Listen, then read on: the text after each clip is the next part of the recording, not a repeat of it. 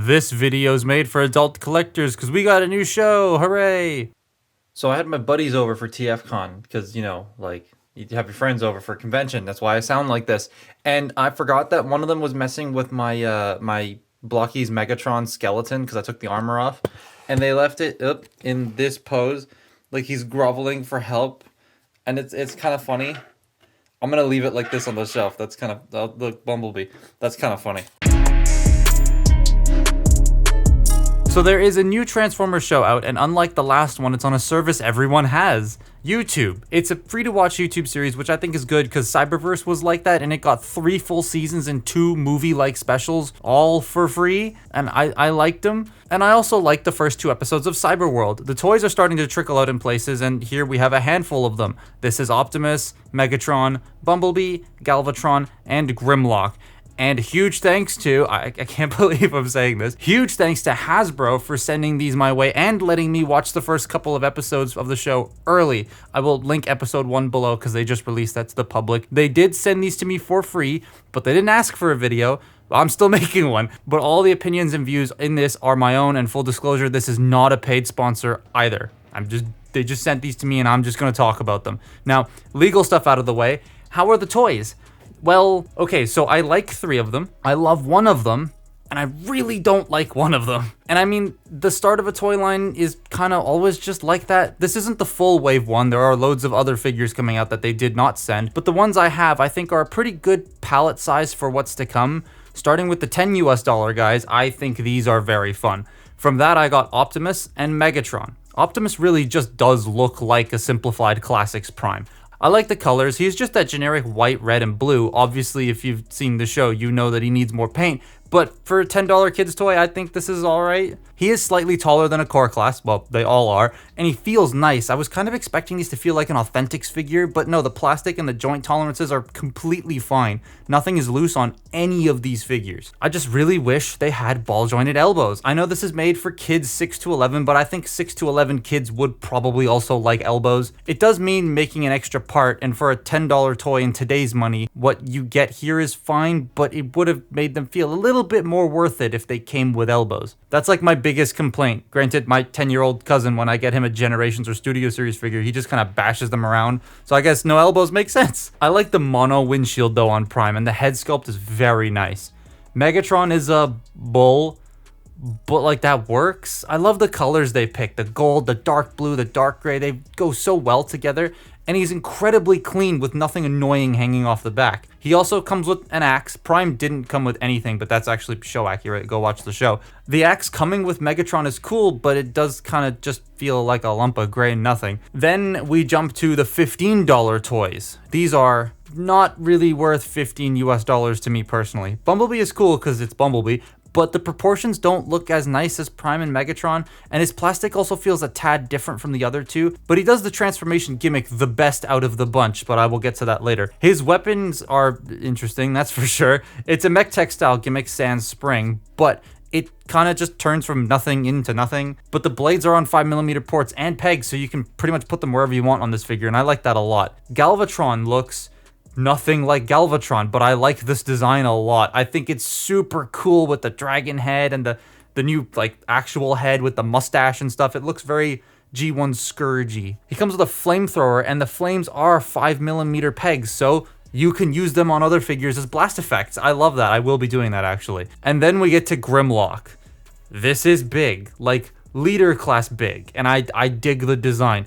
Gatling gun hand, and then T-Rex head on the other hand, and he's got a Russian accent in the show. His head is a bit flat because of the actually cool transformation gimmick, so I'm okay with that. The thighs are entirely painted though, and as you can see, they have started to chip in a couple places, and that's probably just because of how these were packed and shipped to me. I was also surprised at the price. I was expecting this to be $50. I could have swore it was like $50, but then I looked back at my press releases that I've been emailed by Hasbro, because they email me press releases every time new toys get announced, and this is $30 US.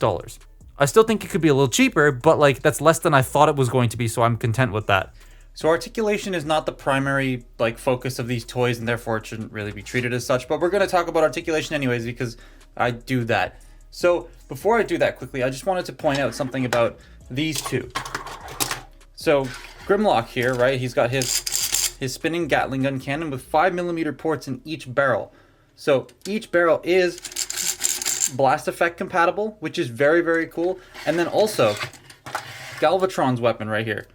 He's got this little barrel that extends out, and that little barrel has a nub on it. And that nub, you guessed it, is blast effect compatible.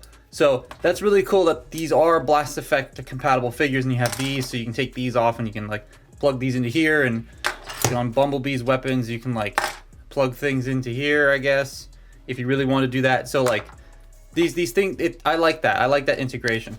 But I guess we'll start with the little guys. We'll get Optimus in here. Whoa, I'm knocking everything off my desk. So Optimus Prime's articulation is actually kind of better than all the other ones because he has one joint they don't have. So the head, it does nothing. The arms, ball joints, they can rotate a full 360. They can go in and out, no elbows, no wrists. He has a waist joint for no reason. So this was added to give him a waist joint, which I think is great. It's not there for transformation, so I like that. The hips can go forward. They can't really go back. He has these like sticks sticking out of his butt cheeks to peg into here, so you have that. The hips, they can do full splits, no thigh swivel. He does have a knee bend, which is nice, and then nothing at the feet. And the rest of them are kind of the same. It's just none of them have that waist joint. Grimlock, nothing at the head because it has to fold into here. You do have shoulder rotation. I can do a full 360. Arms can go in and out. You do have bicep rotation, and that's where the elbow would be, but he doesn't have one. And then this can rotate, and this can open and close. You do have a waist joint that goes one way and springs right back, because that's the transformation gimmick. The hips are on giant ball joints, so they can go forward that far, they can go back that far, they can go out about that far. He cannot do a full split. You do have a full bend at the knee, and then the ankles can move forward and back. So he's a little bit more articulated than the others. I kind of, like this arm not having an elbow, I'm okay with. This one, I kind of wish it did, but I also, like, I guess that's just not, kids don't care. Which, to be fair, kids probably just want to get Galvatron and Optimus and do this to them. So the robots, I like most of them. Again, Bumblebee just feels a tiny bit off, and I wish they all had elbows, but that's fine. The transformations do a really cool gimmick thing that I think works mostly. One of them, not so much. So the boxes, I didn't mean to throw that, say quick change on them, because they are quick change figures. They don't do like the one step, collapsing or whatever, but the way that they work, they all have the same general sort of hinge assembly, which is really cool. But I want to show you on Optimus because he does it differently from everybody else. So what you want to do is you want to bring this windshield piece up, right? And it will in turn shift the back and collapse the head in, and then drop the arms down. And you bring this up, and then you peg the arms together. That's really cool how that works. Just unpegging that one piece makes all that fold together, and there's no springs in here. It's just a series of hinges that make that work. I think that's cool. And then what you do is you want to take the legs and you want to peg them into these sections here at the back. Like that. Peg the feet together, and then just sort of bend the knee. They do like detent into place, so that's nice. There's no pegs to like keep this part straight, but it does detent in, and that's your truck mode. Whoops, that's your truck mode. Bumblebee probably does this gimmick the best because all you have to do is peg the legs together, straighten the arms out, and then collapse that, and there you go. That's Bumblebee in his car mode. Megatron a little different. You gotta take the tail off, and then you want to take these legs, bring them up, peg this first one in with that peg, and then peg the second one in with the slot, so that way you get that all lined up. Peg the arms into the torso, and then take this entire assembly and just bloop, and there you have him in his alt mode. Then you take the tail. It doesn't peg into the back. There are two tabs here that tab into these slots on the feet. So you get that lined up and peg those in, and there's Megatron. I don't like Galvatron's transformation. It had a thing that I just could not figure out because the instructions just suck. They don't point this out at all. So what you want to do is the same thing with Megatron, is you bring up the legs, right? And then you get the arms pegged down, and then you fold this into place. But the head's down. So you're like, oh, I'll flip the head up. It's on a spring and it doesn't lock in. And I was trying to push and see, and I did stress it a little bit because I didn't quite understand how this worked. You see that little tiny piece on a spring there? So you got to hold the head up and then push that in, and that locks the head in place. And then, you can open his mouth. He's the only one who can open his mouth. But yeah, his transformation is, I don't like that head part. Grimlock is a triple changer. Yeah, he can do three things. That does require me to get Optimus back into robot mode, so I'm just gonna unpeg the legs, and then just take this section, bring it up, and push it down. You see how that works? Let me just show you that again, because I think this is really cool. So you bring this up and push it forward. Boom. That's so fun. But we have Optimus in robot mode. So, Grimlock. The first thing we're going to do is we're going to flip the head down and close this section up. Then you want to open this up, unpeg this top section here, and then bring this up here. Bring the arm forward, bring that forward, bend the legs slightly. There's also this section here you can fold out. You can get Prime situated in here. It might help if I take this off. Shove him in there. Close the section up. And you can have Optimus driving Grimlock. But yeah, there you have like Grimlock ATST mode. So we'll just get all of this stuff out and back into place for dinosaur mode. So we'll leave the head folded down, bring the dino head up, unpeg the arms and bring them down like that. Bring these back here and then rotate this. Get those feet bent forward and just sort of collapse the legs down. And there you have Grimlock in his weird looking dino mode. But the cool transformation thing is, if I hold it here and I pull this panel out, the head pops up and the waist rotates. So that's its quick change, which I think is cool. But this is, there you go, you gotta lock that in.